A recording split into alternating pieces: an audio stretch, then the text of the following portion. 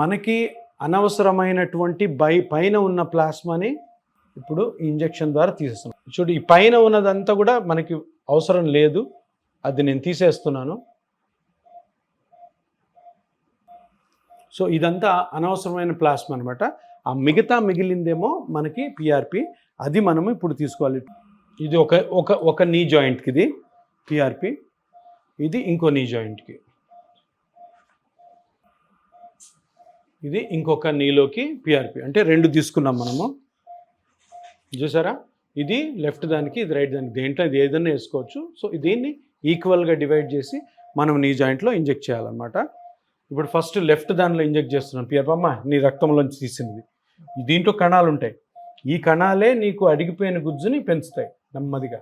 ఇప్పుడు వరి మొలకలు వేస్తే మొలకలు అవుతాయి కదా, అట్లాగా ఒక 3 నెలలు పడుతుంది, స్లోగా పెరుగుతుంది.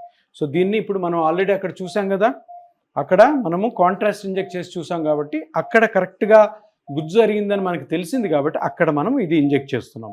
సో ఎటువంటి నొప్పి లేకుండా లోపలికి నెమ్మదిగా మొత్తం వెళ్ళిపోయింది. షూట్, అది కూడా కరెక్ట్ స్ప్రెడ్ అయింది, చూసారు జాయింట్ అంతా.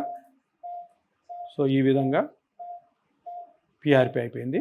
సో సూది అయిపోయింది. ఎటువంటి చీమ కుట్టినట్టు కూడా మన స్వరాజ్యం గారికి లేదు. దీన్ని నెమ్మదిగా తీసేస్తున్నాం, అయిపోయింది.